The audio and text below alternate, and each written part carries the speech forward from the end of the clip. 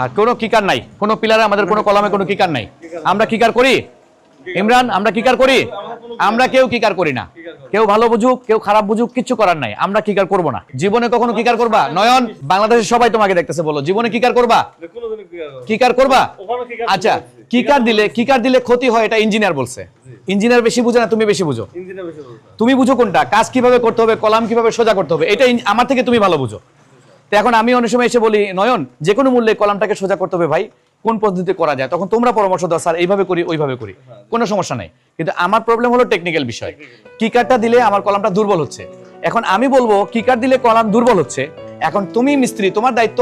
ঠিক আছে, ইঞ্জিনিয়ার সাহেব বলছেন কিকার দিলে কলাম দুর্বল হবে, আমি কিকার দিব না। এখন কিকার ছাড়া আমি কিভাবে কলামটাকে সোজা করব? কিকার ছাড়া কলাম সোজা হয় না। এই যে এই বিলিং সবগুলো একসাথে আছে না?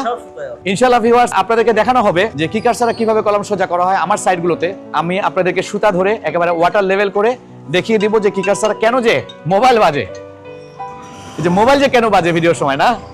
আচ্ছা, তো আমি আপনাদেরকে দেখিয়ে দিব ইনশাআল্লাহ। আসলে অনেক পদ্ধতি থাকে, একটা কাজ করার ক্ষেত্রে অনেক পদ্ধতি থাকে। কে কোন পদ্ধতিতে কমফোর্ট ফিল করেন, কে কোন পদ্ধতিতে করতে পারেন, সেটা হলো তার ব্যাপার।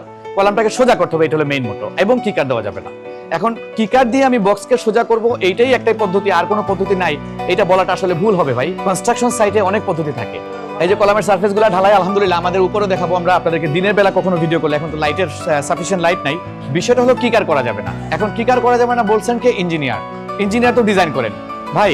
একটা জিনিস বলি আপনাদেরকে, যারা কিকার নিয়ে অনেক মন্তব্য করছেন, আমার আসলে বলতে ইচ্ছা করতেছে, জানেন আপনারা কি মনে করবেন। দেখেন, আপনারা কি কখনো এটা নিয়ে কথা বলছেন আমাদের সাথে যে ফাউন্ডেশনে আপনি রড কেন 10টা দিলেন, এখানে কেন 8টা দিলেন না? না, এটা কিন্তু লেবার মিস্ত্রি ভাই আপনারা বলেন না কখনো। কেন বলেন না? কারণ এটা হলো ইঞ্জিনিয়ারের ডিসিশন।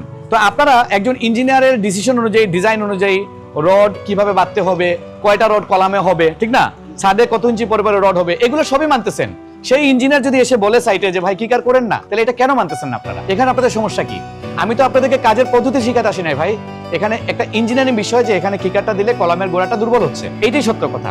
এখানে আর কোনো ব্যতিক্রম নাই। এখন আপনারা যদি আমাকে প্রশ্ন করতেন এরকম যে কিকার নিয়ে যেভাবে আপনারা প্রশ্ন করছেন আমার রিলে, সেভাবে যদি এভাবে প্রশ্ন করতে, তাহলে এখানে কেন 14টা রড দিলেন, এখানে কেন 12টা দিলেন না, তাহলে না আমি বুঝতাম যে আপনারাও ইঞ্জিনিয়ার হয়ে গেছেন। আলহামদুলিল্লাহ, যারা ওয়ার্কার তারা যদি ইঞ্জিনিয়ার হয়ে যান আমরা খুশি। কেন খুশি? দক্ষতা বাড়বে, দেশ উন্নত হবে, দেশ আগাবে। আপনারা সবাই দক্ষ হন, আমি চাই, আপনাদের জন্য দোয়া করি আমি। কিন্তু এখন কিকার করা যাবে না, একজন ইঞ্জিনিয়ার বলছেন, এটাকে আসলে কেন করা যাবে না এইটা প্রশ্ন না করে আপনারা কি করছেন? আপনারা বলছেন কিকার দিয়ে করতে হবে, নাহলে কলাম সোজা হবে না। না, এটা না, কলাম সোজা করতে হবে ভাই, কলামও সোজা করতে হবে, কিকারও দিতে হবে না। আশা করি বুঝতে পারছি। ঠিক আছে ভিউয়ার্স, ভালো থাকবেন, আসসালামু আলাইকুম।